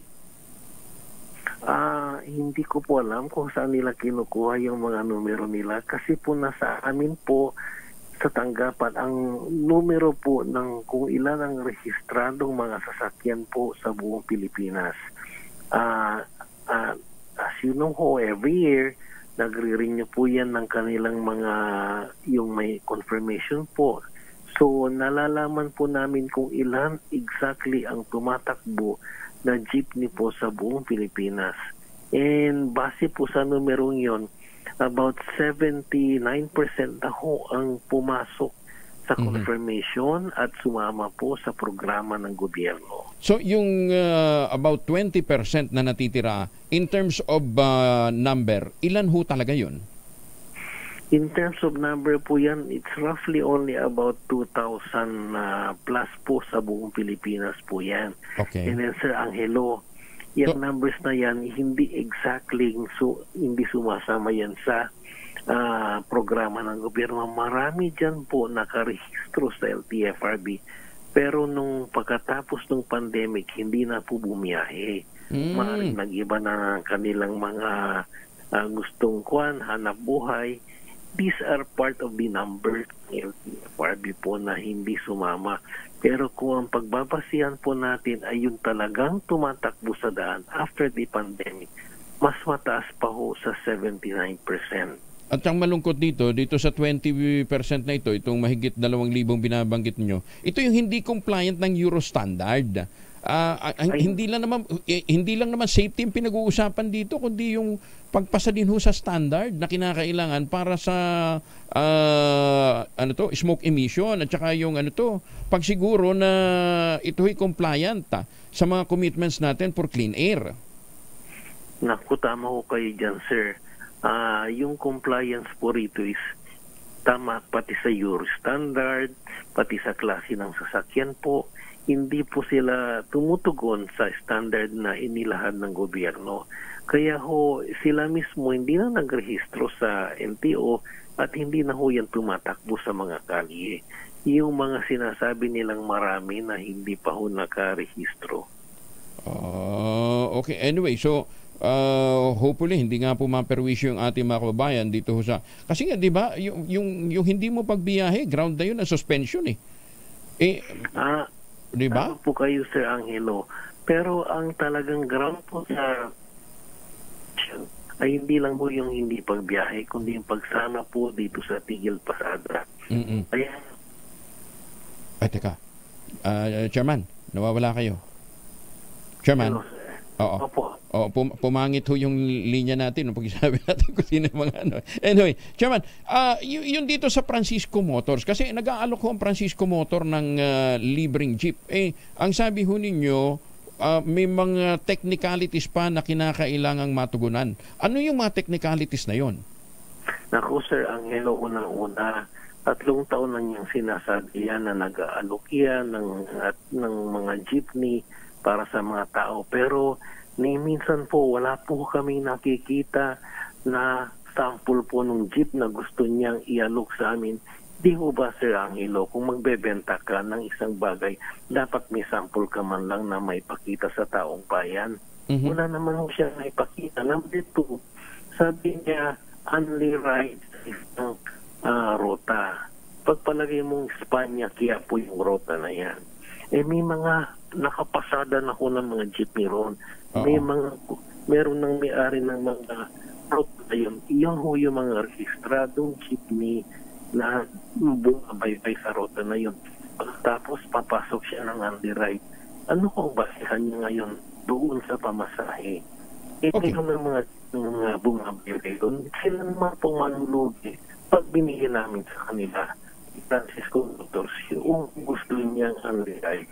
So it's more of a promo. Parang bang promotional yung gustong mangyari ng Francisco Motor? Parang ganun lang? Kung promotion. Dahil kahit promotion yun, dapat may sample ka ng sasakyan. Bakit wala siyang naipakita? Matagal na niyang sinabi sa amin at sa Kalihim Bautista po, yang gusto niyang Motors na electric jeep daw. Sige, i-endorse namin yan. Maganda yan. Pero pakita ko muna. Teka, Chairman, sandali, pumapangit talaga yung linya. No, ha? Importante ho ito dahil para naiintindihan ho natin kung ano yung pinanggagalingan ng LTFRB sa pagtutol. Ang sinasabi ho ni Chairman, walang sample o prototype na sinasabi na ipinapakita ang Francisco Motor for the past 3 years na inaalok ho nila ito. Hindi ito katulad nung ginagamit ngayon na na modern jeep. Chairman? Yes po, naririnig po ninyo ako. Opo. So hindi ito yung nakikita natin. Di ba Francisco din na may gawa nun? Wala na kami nakikitang Francisco Motors sa Kalipon itong mga nakaraang taon. Sana siya. Ipakita mo na siya sanang isa, 2 modelo na ipakita niya sa mga gustong pumili. Wala naman po. And number 2, gusto niyang baybayin ang isang rota. Pero meron naman pong mga bumabaybay na mga sasakyan po riyan. Paano namin ibibigay sa kanya? Mamamatay yung mga existing jeepneys on those routes. Kaya hindi pwede hong sabihin niya na, oy, akin na yung Espanya Quiapo, ay meron na hong bumabaybay dyan. At saka sabi niya, only ride. May fixed na fare matrix po dyan. Paano naman po yung mga nandyan ng mga jeepney? Mga kapatid din ho natin sa industriya. Papatayin mo ba sila sa kanilang hanap buhay? Sa kagustuhan mong maghanap buhay? And finally po, Sir Angelo, saan ka kukuha ng jeep? Ngayon nga lang, akang may pakita sa amin. Meron ito, may binigay sa akin dito yung mga kasama natin sa RHTV, courtesy of Elmer Francisco. Galing daw po sa kanyang Facebook. Meron siyang pinapakitang jeep na nilagyan lang ng pinto, at ang assumption natin dito siguro aircon to, Hindi ito pinakita sa inyo? Wala pong pinapakita sa amin.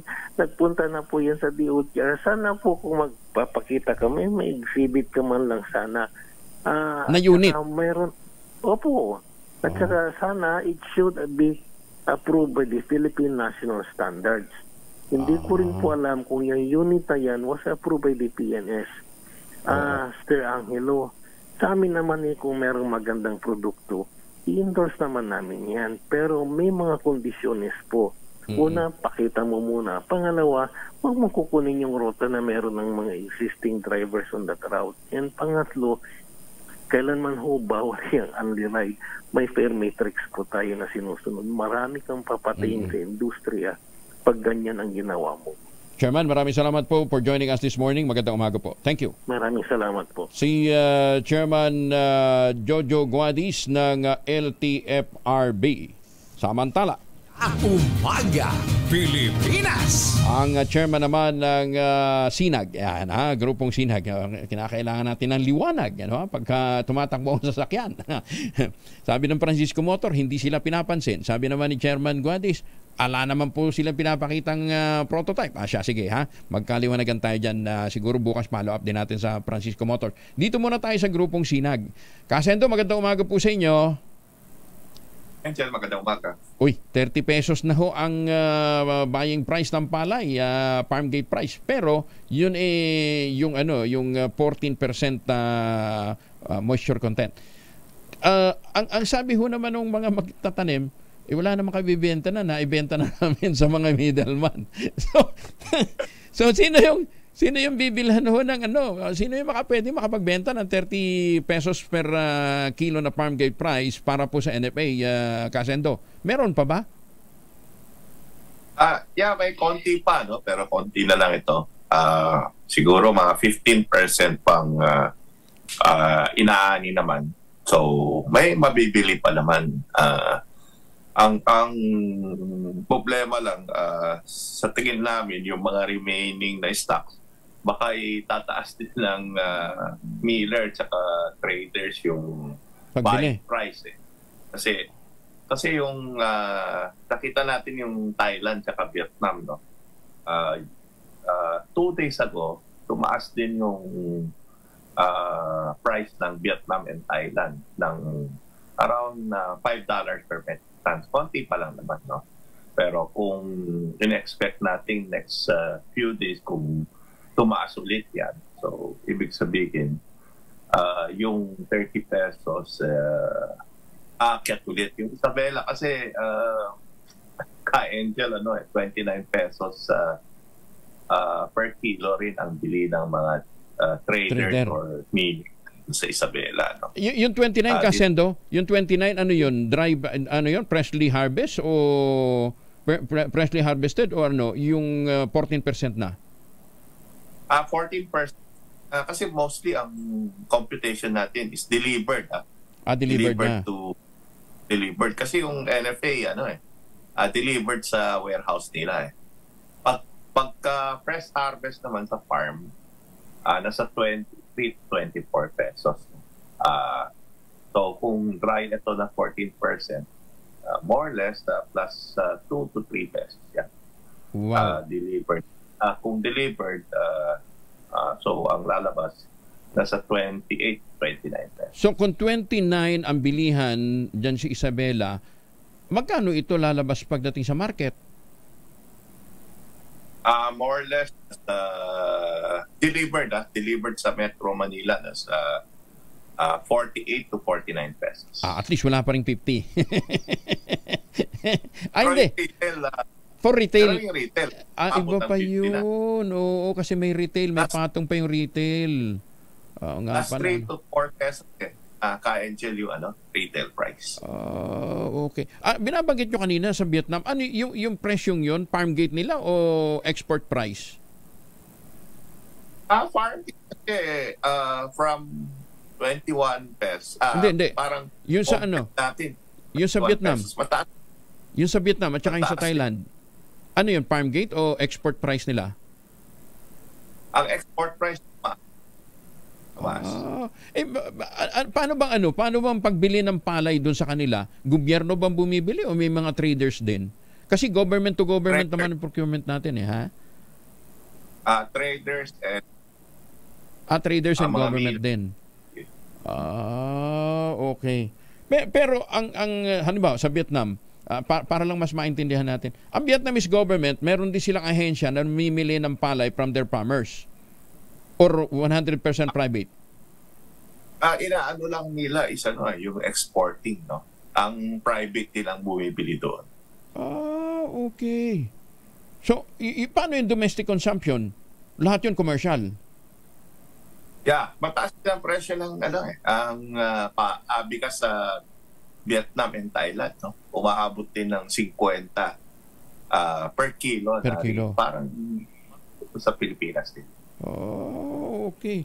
And anyway, anong impact nitong mataas na presyo ng palay sa livestock? Kasi syempre, alam naman natin yung darak.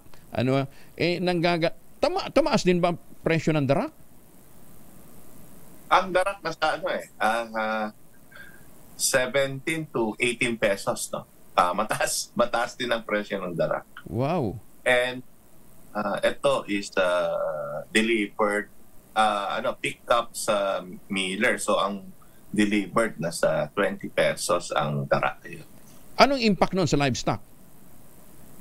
Mataas if cost sa 3 years ago ang presyo nito mga 8 to 9 pesos lang. Precisely. Kaya nga. So, kung naging 20 pesos to ngayon, magkanong impact niyan sa production cost ng mga magbababoy o ng mga magmamanok sa livestock? Ito naman is around 3 pesos lang. Hindi ganun kalaki, no? Ang malaki doon is yung corn. Ang corn. Corn kasi mga 3 years ago nasa 13 to 12 pesos. Ngayon nasa 17 to 18 pesos. Hindi na naglalayo sa darak. Halos pantay na sila. Yes. Hindi naglalayo sa darak ang presyo ng corn. So, you're saying hindi ito dapat makaapekto sa So hindi ito dapat makaapekto sa karning baboy at saka sa per kilo ng manok. Yes, kasi almost 50% ng feeds natin galing sa ang inclusion rate ng corn is 50%. So malaking effect dun sa presyo ng feeds. So sinong shoulder ngayon sa pagtaas ng pagtaas ng cost ng feeds? Yung magsasaka na naman. Kasi hindi ka magtataas ng farm gate eh. Hindi naman, no, yung sa farm gate walang complaint ang mga farmers ngayon ng corn tsaka itong palay dahil magandang presyo, no? Magandang presyo ng palay and magandang presyo corn. So ang problema lang end user. Siyempre yung pagtaas so ipapatong yun so ang end user ang aangal talaga. So magkano nga po? Magkano ang magiging kung hindi kung tumaas yung presyo ng palay, tumaas ang presyo ng corn, magkano ang impact nito sa presyo ng karneng baboy sa palengke? More or less mga 7 pesos, no, ang computation natin. Additional 7? Additional 7 pesos. Yeah. Wow. Di kung dati 1 kilo, kalahating kilo na lang muna bilhin mo.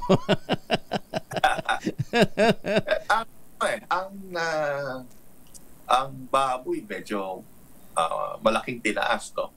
Dahil doon sa nangyaring ASF last year. Hindi naman dito sa panahon ngayon may ASF. Nung last year kasi from July to December doon tinamaan ulit yung Luzon Pero kaya kung makita natin yung presyo ng Luzon ngayon, umaabot ng 205 ang live weight ngayon, no? From 185 noong December, January. Maganda nga sana ang balita. Tataas yung farm gate price. Kaya lang, kawawa din yung end user.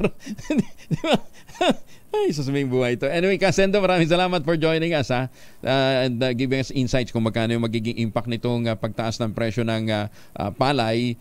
Hindi ho kasi matatapos lang ho sa sa kumakain ho ng bigas ito hong pagtaas ng presyo ng palay, may impact din po sa livestock. Kasendo, maraming salamat po sa inyo. Magandang umaga. Maraming salamat. Okay. Ginoong Rosendo So, ang chairman po naman ng grupong Sinag. Ganyan ho ka-importante ang sektor ho ng pagsasaka. Hindi lamang po sa Pilipinas, kundi sa buong mundo. Kaya kung medyo may paghihigpit mga pong ginagawa ang ibang bansa, gaya halimbawa ng Vietnam, ng Thailand at saka ng India, para po sa kanilang mga iniluluwas na mga pagkain, normal po yun. Kasi food security ang pinag-uusapan nila. Sila ho naghanda na ng pagkatagal na panahon tayo ngayon pa lamang natin iniisip na gawing mandatory yung pagkakaroon ng rainwater harvesting sa bawat mga probinsya, di ba? Panahon pa huli kopong-kopong yung konseptong yan. Hanggang ngayon hindi ho natin na-implement fully. Maganda umaga, Pilipinas! Huwag na din natin sisihin yung kasalukuyang administrasyon dahil yung mga nakalipas na administrasyon hindi rin ho tinutukan niya ng husto. Hindi ho kasi pwedeng overnight It will take time kung gusto ho nating tulungan ng mga magsasaka. Kinakailangan din ho ng matagal-tagal na panahon bago ho maramdaman ng magsasaka yung kanilang yung tulong na i-extend sa kanila. O halimbawa ho, itong ginawa ho ni Dr. Helen Tan dyan po sa mga magnaniyog sa lalawigan ng Quezon.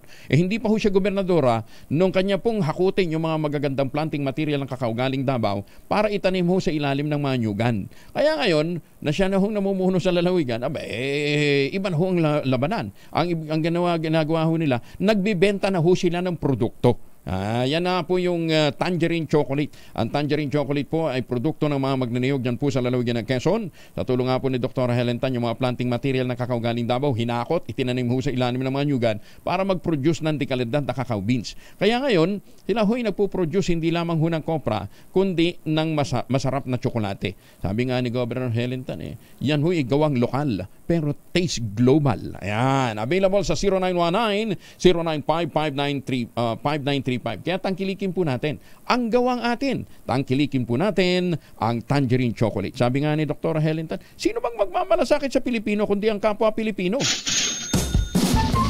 Dahil 85 taon na ang kauna-unahan sa Pilipinas at ang MBC mas gumanda na, mas pinalakas at mas pinalawak pa ang pamimigay ng ating papremyo. Ito ang DZRH Mas Malakas Promo kung saan pag naabutan namin kayong malakas ang nakikinig o nanonood sa DZRH ay mananalo ka ng instant 1,000 pesos at may kasama pang grocery bag ng DZRH. So ano pang hinihintay ninyo? Tutok na sa nangunguna kauna-unahang radyo sa buong Pilipinas, DZRH. Una sa Pilipinas, una sa Pilipino. Mukhang may nahuli na. Nakahuli na. May nahuli na si Sherin. Sherin. Yes, magandang umaga. Good morning, Angelo. At live na live ang DZRH Mas Malakas Promo dito sa Barangay Del Monte sa Frisco sa Quezon City. At ang nahuli natin ay nagkakarwas sa kanyang kotse. Bantakin mo, nahuli natin ang naka-DZRH. Aba, galing na. Talas ng tenga mo Pangalan niyo po? Sammy Aquino po, Grab driver. Si Daddy Sammy Aquino, Grab driver. Matagal na kayo nakatutok sa DZRH.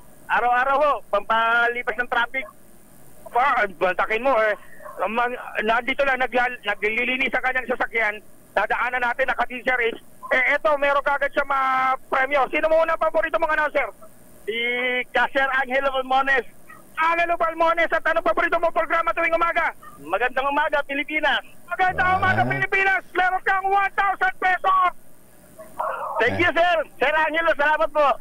Malaking bagay, pang-gasolina.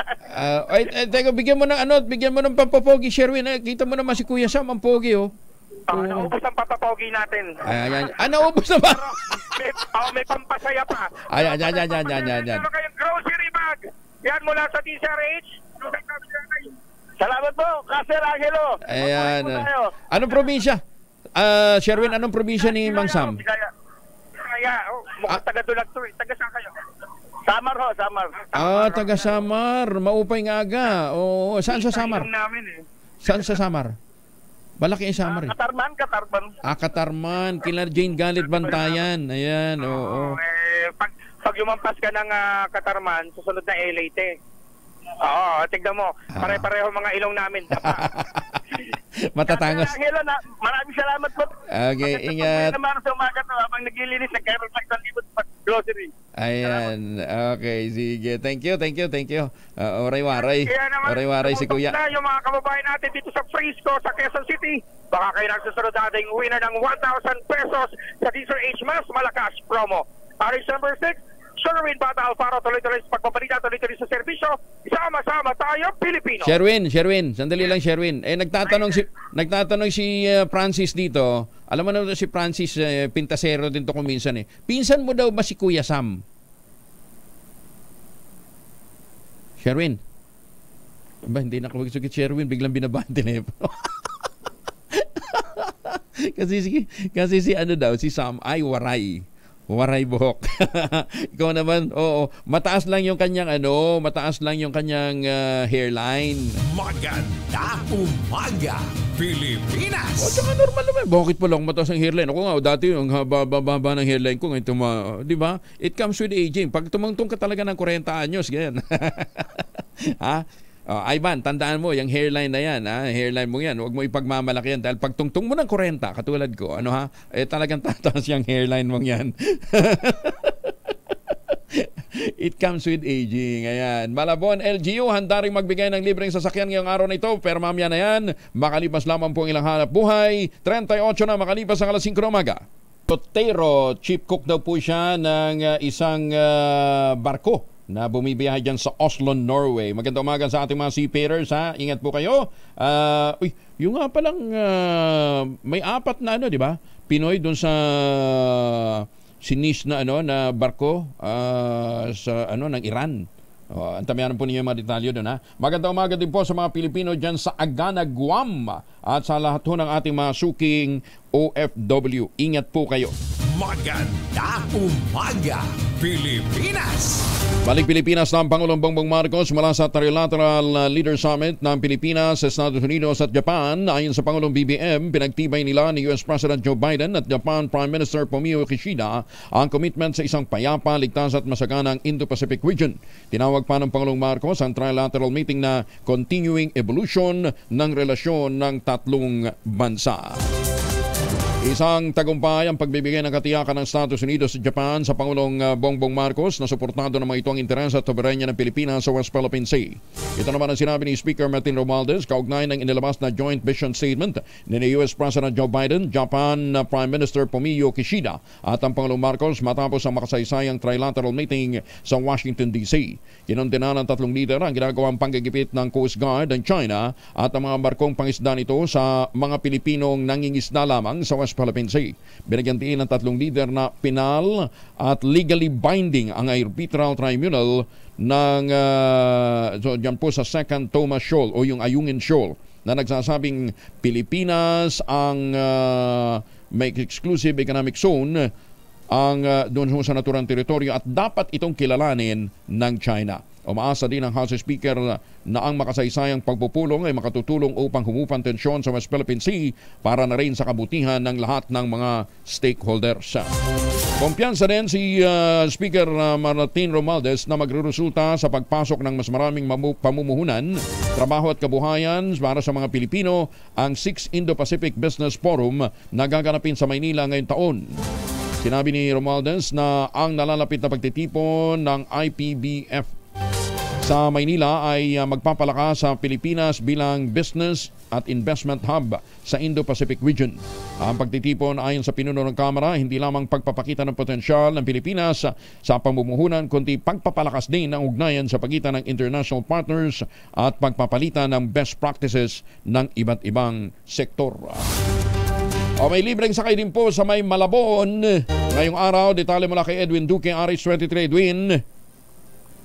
Maibot na ko yung Jelly Alonso ngayon ni Mayor Jenny Sandoval na huwag masyadong mabahala ang mamayan sa Malabon kung nga sa kakasantigil pasada ngayong araw. Makarang kagabi pa lamang umano ay nakanda na ang lahat ng sasakyan ng Malabon City Hall. Katuwang dito, yung iba pang mga operator at PNP na handa na sa libreng sakay tungo doon sa iba't ibang destinasyon. Ay kay retired Colonel Reynaldo Medina Jr., ang hepe ng PSTMO, Ang iba pang libreng sakay ay inhanda na ng tulad nitong bus, L300, truck, maging yung mga sasakyan ng 21 barangay para maisakay lahat ng papasok sa mga tanggapan. Kung kinaya umano noong nakarang strike ay wala rin umanong dahilan na maiuwi o maitawid din itong 2 araw na tigil pasada. Nakanda naman umano ang persa ng PNP, ang Bureau of Protection sa pagkagapay at magbumonitor sa buong syudad na mabigyang proteksyon ang mamamayan lalo na sa panahon ng tigil pasada hanggang bukas. Kinausap ng opisyal ang ilang mga may sasakyan na huwag manamantala doon sa paniningil naman ang mataas lalo na ngayong kasagsagan ng tigil pasada. Nakahanda naman ngayon, Kuya Indiel, yung persaman ng pulis dito pala sa monumento sa Caloocan ay nasahang dito magsasagawa ng protesta ang 2 malaking grupo ng mga jeep. Wala pa rin sa kaunara sa Pilipinas, di sa rin sa Kusyanas 23. Edwin Duque, tuloy-tuloy sa pagbabalita, tuloy-tuloy sa serbisyo. Sama-sama tayo, Pilipino. Maraming salamat, Edwin. Samantala, mabuti pa itong mga taga Westchester Realty, yung mga nakatira dyan sa Siberang Babalacat, Siberang Bacolor at Samira. Ala silang problema. Kasi yung papasok ang eskwela, nandun mismo sa township. Ang munisipyo, nandun din. Ang palengke, nandun din. Diba? Siguro kung pumibiyahe na lang papuntang Clark, yun ang medyo maapektuhan, kundi sa labas ng township. Pero ang kagandahan nito, nasa loob po lahat ng amenities, simbahan, munisipyo, palengke, mga grocery stores, nandun ho lahat sa loob po ng township. Yan ho yung proyekto ng Westchester Realty. Yung Siberang Babalacat, Siberang Bacolor at saka Samira. Pinakamura na po itong ready for occupancy unit ngayon sa buong housing industry. With easiest term, 5% na lamang ang down payment. Pwede pang gives. Kaya ano pang hinihintay ho ninyo? Ito pa rin ang pangarap na magkaroon ng sariling bahay sa presyong abot kaya. Makipag-ugnayan sa 0996-501-5555 o 0947-434-5555. Napakagandang investment opportunity dahil napakalapit lamang po nito sa Clark International Airport. At kung ngayon ho kayo bibili, may chance pa ho manalo ng trip for 2 sa anumang Asian destination. Pwede kayong magpunta ng libre sa Japan, sa Taiwan, sa Singapore, Hong Kong at Thailand kung saan tatama ang inyong lucky dart. 0996-501-5555 at 0947-434-5555. Tawag na! Maganda umaga, Pilipinas! 47 makalipas ang 5. Ang balitang ito ay... magandang umaga muli kay Ma'am Naida Angping. Belated happy birthday, Ma'am Naida. Binabati ka po ng mga taga Maynila. Rizal Provincial Office magbibigay ng libreng sakay. Detalye mo lang kay Edgel Paro sa RH52 Edgel. Magandang umaga ko yung Angel, magbibigay nga rin ng libreng sakay ang Rizal Provincial Police Office sa mga maapektuhan ng tigil pasada na inasang mararamdaman sa Eastern Metro Manila ngayong umaga. Ayon kay Police Colonel Felipe Maragon, Director ng Rizal Police, nakatoka ang bawat lokal na istasyon sa pagbibigay at pagtukoy kung gaano karami ang ilalaang libreng sakay. Payo ni Maragon sa mga commuter, makipag-ugnayan sa mga nabanggit na tauhan na silang tutukoy rin at pipili nga ng pick-up at drop-off points ng libreng hatid at sundo. Isang Rizal sa mga lokasyong konektado ang ruta sa inasahang maapektuhan ng tigil pasada ng mga grupong pistol at manibela ngayong umaga. Ilan sa mga biyaheng tinukoy ng LTFRB na maaaring makaramdam ng strike ay ang Pasig Palengke kung saan ilang biyahe ay patungo sa Taguig, Marikina at Dalawigan ng Rizal. Para sa kaunaunahan sa Pilipinas, Diesel H, ito si Edniel Parrosa. Tuloy-tuloy sa pagbabalita, tuloy-tuloy sa serbisyo. Sama-sama tayo, Pilipino. Maraming salamat, Edgel. Bawal bumaybay ang mga e-bike, e-trike, tricycle, pedicab at iba pang kaparehong sasakyan sa National Road sa Metro Manila. Ayon sa MMDA, pagmumultahin na ng 2,500 ang mahuhuling lalabag sa batas simula ngayong araw. Kabilang sa bawal nilang daanan ng Recto Avenue, President Quirino Avenue, Araneta Avenue, EDSA, Katipunan, CP Garcia at Southeast Metro Manila Expressway. Ganyan din ang Ross Boulevard, Top Avenue, Osmeña Highway, o yung South Super Highway, Shaw Boulevard, Ortigas Avenue, Magsaysay Boulevard, Aurora Boulevard, Quezon Avenue at Commonwealth Avenue. Kasama rin sa mga hindi pwedeng daanan ng mga e-bike, e-trike, tricycle at pedicab ang A. Bonifacio Avenue, Rizal Avenue, Delpan, Marcos Highway, MacArthur Highway, Elliptical Road, Mindanao Avenue, Marcos Highway, Bone Avenue at Espanya Boulevard. May huli na daw po kapag kayo'y natsyempuhan ng mga traffic enforcer. Maganda umaga, Pilipinas! 6 na minuto na lamang bago po mag-ACS na umaga. Maganda Umaga, Pilipinas. At muli, para maganda po ang ating gising, dapat po lagi din ho tayong nag-uultabayo. Ano bang ultabayo? Ang ultabayo po ang kauna-unahang postbiotic food supplement na rekomendado ho ng mga doktor. Rehistrado po ito sa Food and Drug Administration. Anong ginagawa ng ultabayo o ng postbiotic? Pumapasok po ito sa ating katawan pagka ininom ho natin at ina-activate po yung PDC, yung plasmacytoid dendritic cell. At yan ho naman yung tumutulong ho sa atin para gumana ho yung commander ng ating immune system at sinasabing kinakailangang lumakas ang ating katawan. Ayan, kaya pagising ho natin, dahil nga nilalabanan, pinapalakas ho yung ating immune system, lumalakas po ang ating katawan kinabukasan dahil magandang tulog, malalabanan po yung mga puyat. Ayan, yung mga stress ng buhay. Yan po ang benepisyo ng Ulta Bio. Ayan. Teka nga pala, marami hong nagpapabati sa atin ng happy birthday dito eh. Sandali. Ayan. Sandali ha. Para ho sa mga nagdiriwang ho ng kanilang birthday ngayong araw na ito, happy birthday. Sandali ha. Ayun, si Mayor Jury Sucro ng ang tawag dito, nawala na naman ako. Mayor Juris, magandang umaga po sa inyo. Ano nga ang lugar si Mayor Juris? Ayun, Kalibo. Mayor Juris Sucro ng Kalibo, happy birthday. Binabati ka ng mami mo, At saka syempre ng mga taga-Kalibo ng happy birthday. Tapos pinababati din ni Engineer Eng Sucro ng DPWH, ang kanyang high school classmate, nagdiriwang din ng birthday ngayon, si Soselin Inday Dalida. Ayan, Ma'am Inday, happy birthday. Ka-birthday mo pala si Mayor Juris Sucro. Maganda umaga, Pilipinas. Mag-ultabayo kayo, O paano po, ipapaalam na po tayo. Susunod ng 2x2 at ang ACS Balita. Kuya Angel po, siya ang Palmon. Sige-iwan sa inyo na isang magandang umaga. Magtanim ng kawayan para sa kalikasan at kabuhayan. Ang ating quote of the day ngayong araw na ito ay galing po kay John Paul Sartre. Ang sabi niya po, when the rich wage war, it is the poor who die. ACS Balita in just a while. Maganda umaga, Pilipinas.